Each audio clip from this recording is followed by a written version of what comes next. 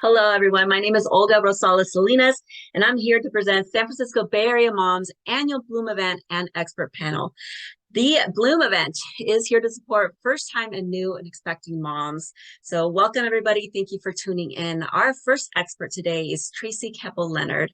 Tracy is a content and partnership manager for Darkness to Light, a nonprofit whose mission it is to equip and empower adults to build safe environments that protect children from sexual abuse. She is also an authorized facilitator and certified instructor with Darkness to Light, having trained over 2,000 adults to protect children from child sexual abuse.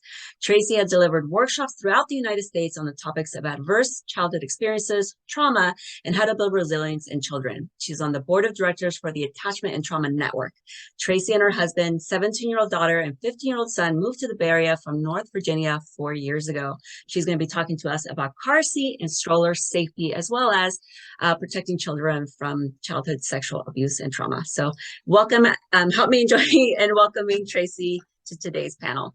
Hi, Olga. Thanks for having me. I know it's kind of a bizarre topic, like car seat safety and stroller safety and sexual abuse.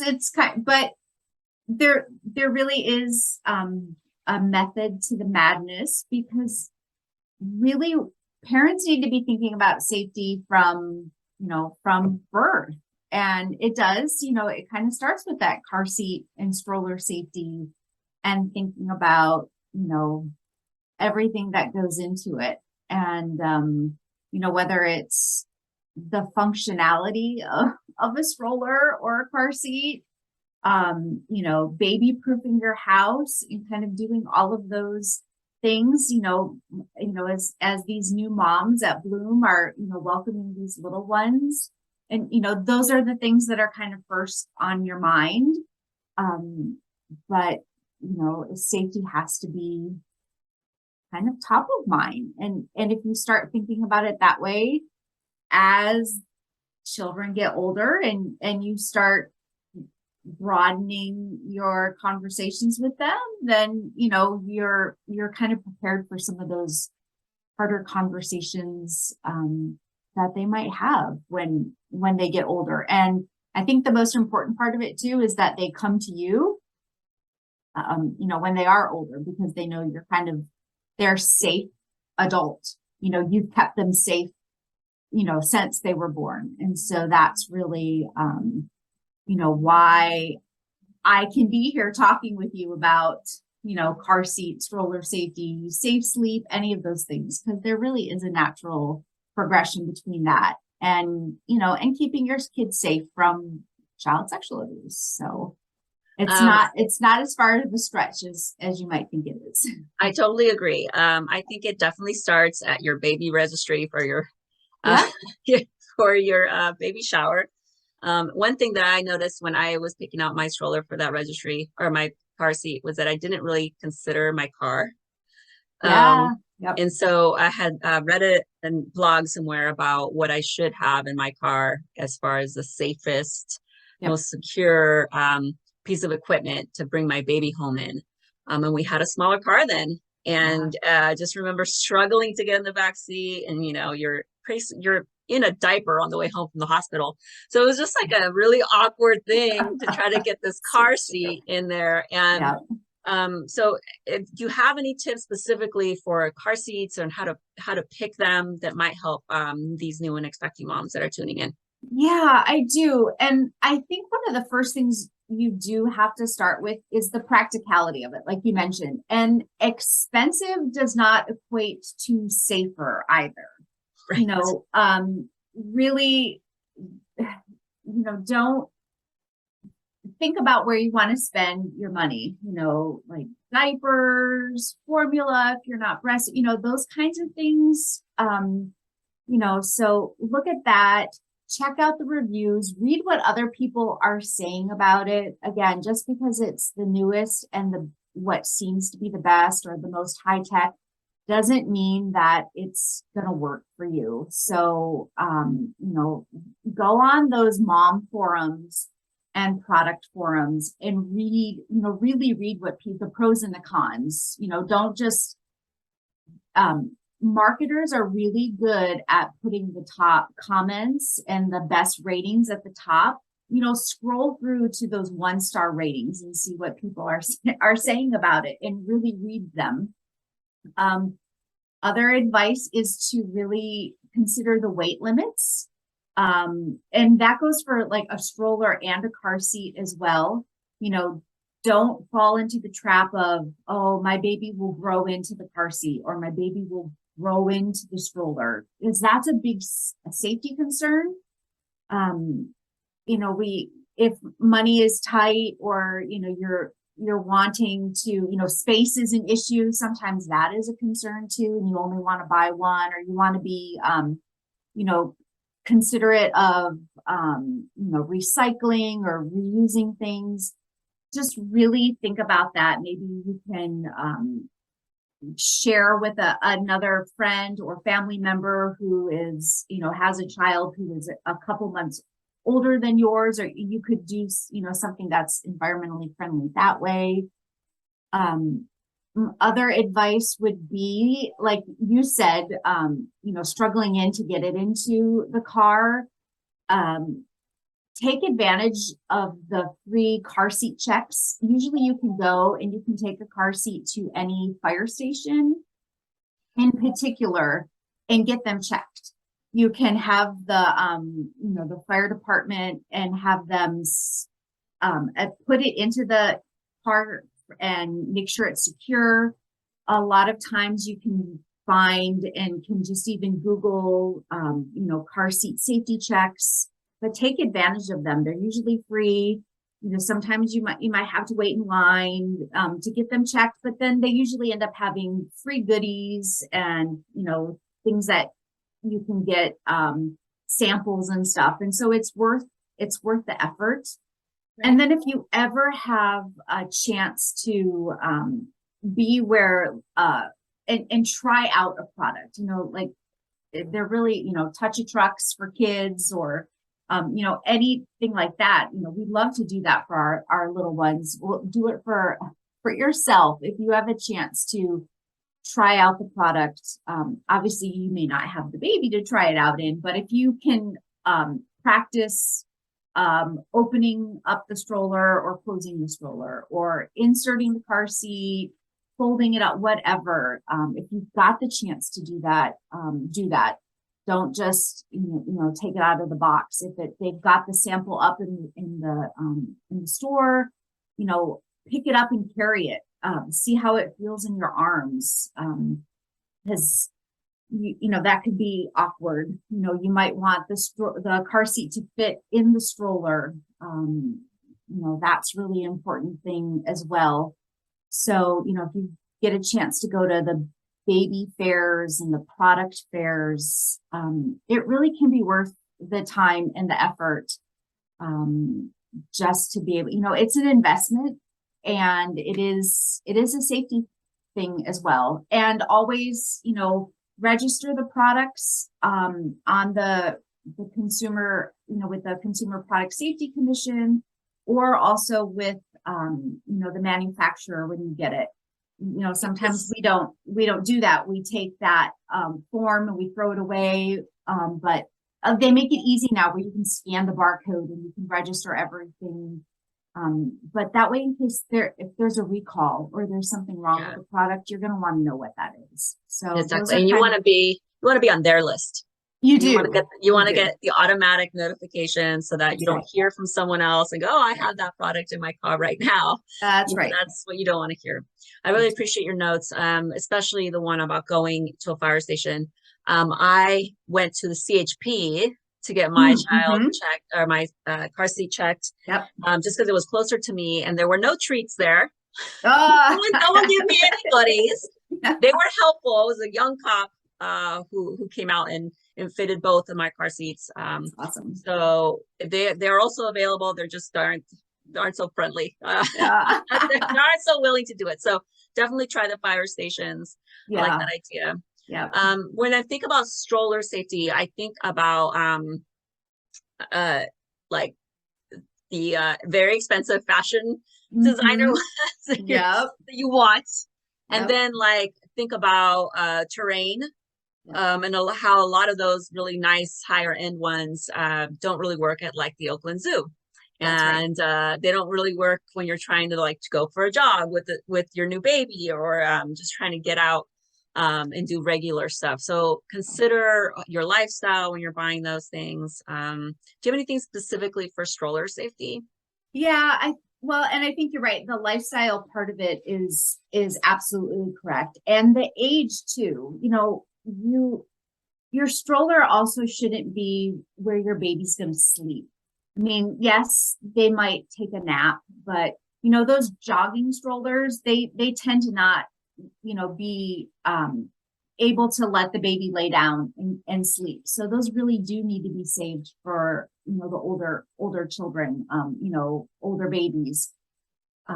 As it's, you want your younger babies to be laying flat. Yeah, so just think about those kinds of things. Think about how often and where you're going to use them. If you travel a lot, you're going to want a lightweight stroller. You know, if you're going to be in and out of the car a lot, if you're in and out of the city a lot, that is different, you know, but if you're up and down stairs, you know, depending on where you live, you really need to think about some of those practical aspects. You know, maneuvering the hills in San Francisco, you know, if you're in the city and you're, you know, needing that. Yeah, don't spend the money on it, you know, just because it looks really good. Think of the safety issues as well. You know, places where little hands can get stuck, you know, the folding of it, you want it to be easy for you. If your hands are full with baby and you're the only one there having to pop it up or close it down, not only safety for the baby, but like safety awareness for yourself, like, you know, in your apartment building or at your home, like, can you do all of that quickly and safely and be aware of your surroundings if you're by yourself with your baby? You know, so that you're not putting yourself in danger for somebody to, and I don't want to scare anybody, but, you know, just somebody to come up and, you know, harm you, or, you know, if you're in a parking garage and you're by yourself, you know, there's just some things that you want to think about. And if you've got this big old beautiful contraption of a baby stroller and it's just yourself, you know, just think of the practicalness of it. So that would be some of my advice as well. And again, you know, being able to just practice opening it and closing it, and storage. Like, do you have the room to store something? Right. And, you know, what are you going to do with it when it's done? You know, when you're done with the stroller, are you really going to keep it, or do you have someone you can give it to, or is it, you know, what are you going to do with it? What is your kind of your environmental footprint with the stroller as well? Right. And that you don't need it right away. You don't. You know, you're not really leaving the house. You're your right. child needs to be fully vaccinated. So if you did not get that stroller in your baby shower, do not fret. Right. Do not take out a loan. You That's will be right. fine for at least 3 months. That is right. That is so also, true. As far as like one of the things that I struggled with a lot was like, just like you were saying, like how, if I'm holding my baby, how many free hands do I have? Exactly. Where's my wallet going? So get a diaper bag that fits inside the stroller. And if you have that situation in a grocery store, just trying to grab a few things, you also aren't going to have a grocery cart. Right. So like, so diaper bag and enough space for food, or like the 1 or 2 items that you're shopping with that day, like that all needs to fit in one stop and go stroller. So think about those things when you're purchasing. Yeah, your lifestyle is just going to completely change. And yeah. Now this is a hard transition to the older kids and how to keep them safe, but please give us your expert tips on how to keep our child safe from the hardest things that we have to consider as parents, which is child sexual abuse. Yeah, it is. And it's really hard, but when you consider some of the statistics You know, 1 in 10 children will be sexually abused by their 18th birthday. It's eye-opening, but this is also one of those things that as parents of newborns, you can start early by using correct body parts. So, you know, calling a penis and a vagina, like that actually is setting your child up for safety from sexual abuse. You know, calling their body parts what they are is, you know, right from the beginning, is one thing that you can be doing. But then, yeah, as your kids are getting older, one thing really to be thinking about is, you know, who they're around. And I don't want you to like fear everybody, but being aware of, you know, the surroundings, you know, just asking questions, trusting your gut instinct as a parent. You know, if you're using a babysitter or childcare, you know, you start enrolling your children in lessons, music lessons, tutoring, coaching, things like that. Just, you know, asking, you know, what are your policies? How do you avoid one child, one adult situations?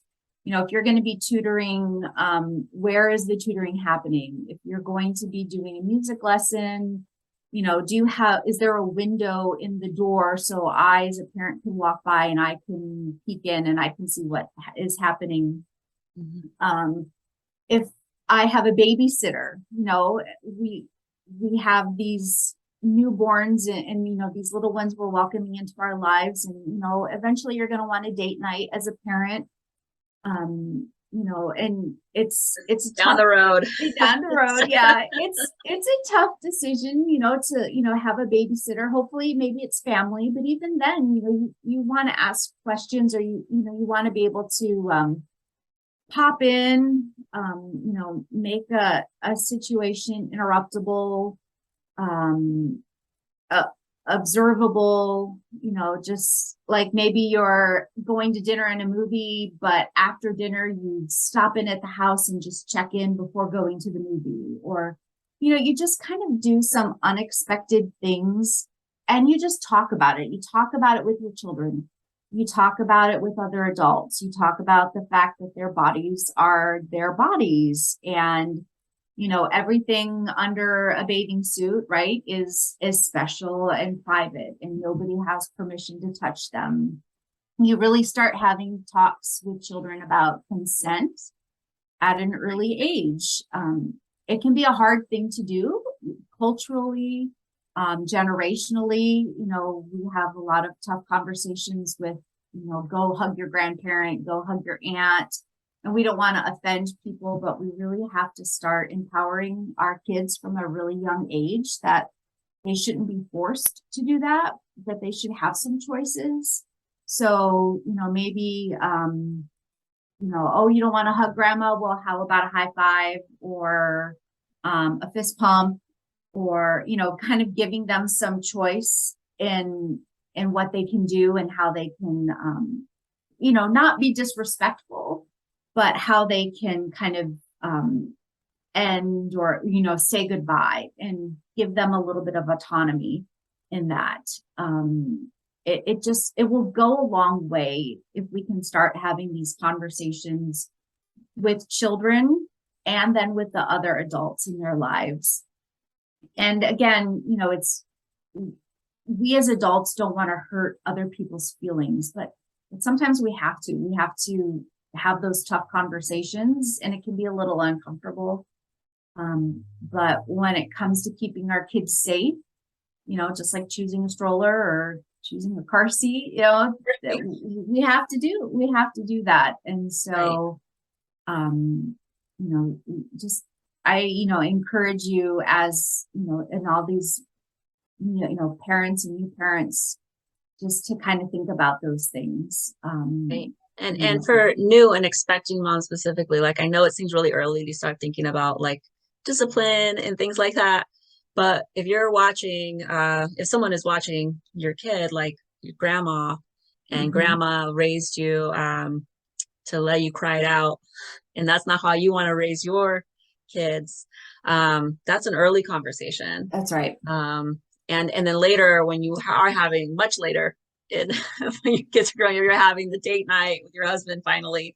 Yeah. Um, Yep. you want to make sure that the nanny or whoever's watching the kid, you know, is on board with your discipline, because that That's all right. starts really early as well. That's right. And that's how you feel about autonomy, and how you're teaching your kid to have autonomy and personal space and boundaries. So these things are all related. I know Yeah. these seem far away, like we said in the beginning, of car seats and sexual abuse, but it's all about knowing what you want, and being aware of how to implement what you want in your. Yeah. Yeah, it really is. And just, taking a stand, you're bringing a new life into this world, and, being a parent, it's a big responsibility, and, you kind of take it and embrace it and run with it, and, have those open conversations, with others, and with your child, because that will be the basis of a great relationship. And so when they get older, and they're really older in their teens, and they're faced with some of those really tough things that kids are faced with today, um, they're going to come to you because they know you've been there for them all along. They've seen you model for them, how you've kept them safe, how you've stood up for them, how made them feel around other adults. And so, when they're put into a uncomfortable situation with a peer, or on a date or something else, they're going to reach out to you, and your hard work is going to pay off. And you're going to be really glad that you spent the time doing that. So I totally agree. And thank yeah. you so much for being here, and for not just for being here and talking to us about everything you said today, but for doing this really hard work. It's not easy to talk about this really hard stuff on a regular basis, but you are in it. I mean, you're on a board that deals with trauma, and Yeah. you're out with this nonprofit, and you also write content for the San Francisco Bay Area moms that have to do with this. So thank you so much for all of that hard work. I know I read your content and take notes. So Yeah. for listeners who are tuning in and watching us here today, I will have Tracy's information so that you can reach out to her directly if you have any questions. But she'll also be at Bloom, so you guys can come and hang out with us October 8th in Walnut Creek. So thank you so much, everybody, and I look forward to seeing you at Bloom. This is San Francisco Bay Area Moms. My name is Olga Rosales Salinas. Thank you for being here.